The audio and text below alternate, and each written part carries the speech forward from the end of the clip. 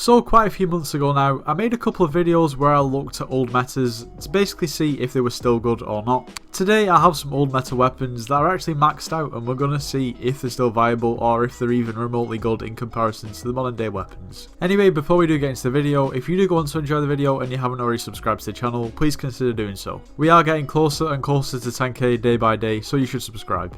Also, you should leave a like on the video, it lets me know that you actually enjoy the video, and it also boosts the video in the algorithm, and we can't miss out on that. And finally, you should join the Discord server. As always, it's linked in the description. Around about 3 hours after this video actually goes live, I'll be streaming the Week to Terminator finale. In that stream, I will be giving away the Terminator, so if you do want to stay up to date with all the updates in terms of that, you should join the Discord. Anyway, let's get into the video. I hope you all do enjoy. So obviously there's more to test in old metas than just weaponry. Having said that, weaponry is much easier to test and compare, and that's why today we've got 3 popular old weapons that are now maxed out, just to see what they're like. So the first weapon that we're going to be going over is this One For All Raider Axe. I actually upgraded this myself, and it was pretty much just before One For All got massively nerfed, so I've completely overpaid for this Raider's Axe. Nevertheless, we're going to see what it's like. So on the Raider's Axe, it's withered, it's recombobulated, One For All, fuming potatoed, Art of War, and it does also have a kill counter on there.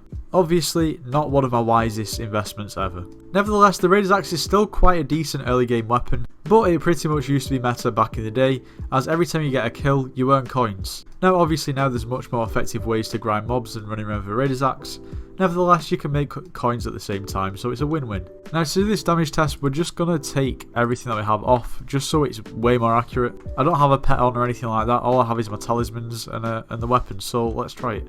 So let's see what we're going to do. By the way, I don't have a god put on at the moment, which is going to make me not even be able to crit, which is not great. 7.7k non-crit. Am I ever going to get a crit? That's the real question.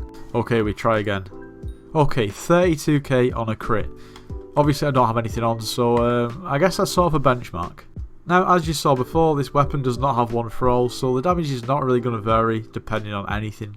Obviously other than in dungeons, but this isn't even dungeonized, so it's pointless even testing it. Nevertheless, it does a decent amount of damage considering that I don't have any armor or pets on. Then again, I did spend probably around 50 million coins on this Raider's Axe, so yeah, that's that. So next up is this insanely maxed withered zombie knight sword. In all fairness, this probably isn't so much for meta, but it was definitely usable when you were earlier on in the game, especially in dungeons. Obviously when you're early game and you get a dungeonizable weapon, it's quite a big bonus. Obviously these enchantments on here should never be put on this weapon. Nevertheless, it wasn't actually me who upgraded this, so I can't really take the blame for that one. Nevertheless, if we just have a look at some of the things that are on there, for instance, it's recombobulated, withered, 5-starred, hot potatoed, fuming potatoed, Soul Eater 5, sharpness 7, luck 7, the lot. There's so many more things on there too. When I worked it out, this weapon costs hundreds of millions of coins to actually craft, which is just ridiculous. So the real question is how it actually does perform against the classic graveyard zombie. For that, 25k. So worse than the Raider's Axe. Nevertheless, we have to consider that this weapon has Soul Eater on it and not One For All. That means that the higher health and higher level enemy that we actually kill, the more damage we're actually going to be doing. So we're going to go and test in the crypt goals. So we're going to head down to the crypt goals and see what sort of damage we're now doing. I'm literally getting blindsided, and all I'm trying to do is get a crit hit.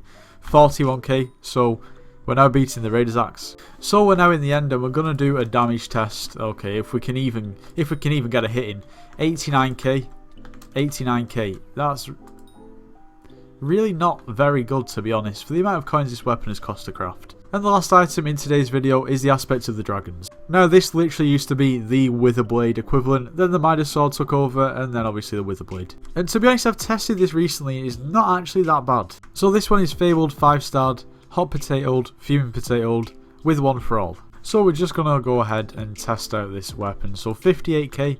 That's really not too bad, to be quite honest. I don't know what's happened there, but 58k. We'll test it again just for consistency, because it does have fabled on it. 58k. That looks pretty consistent. Now at this point, I thought it would be quite interesting to test out the aspects of the dragons to this livid dagger. It would be interesting to see how more of a modern weapon fares up against this older one, so let's do it. So 58k compared to 56k. So for one hit damage, I'm really not sure how, but to be honest, I'm not surprised. The aspects of the dragon wins. Obviously there are other factors that make the livid dagger better and different in other ways, but at the same time it's pretty crazy how this can still deal so much damage. Obviously you can't forget about the right click ability with the aspects of the dragons. which is pretty cool. Anyway, I just thought it would be quite interesting to take a look at some weapons that everyone used to use and see how they would be in pretty much maxed out form these days. Anyway, this is going to be the end of the video. I hope you all did enjoy. If you did, make sure you do leave a like, subscribe if you're new, and I'll see you in the next one.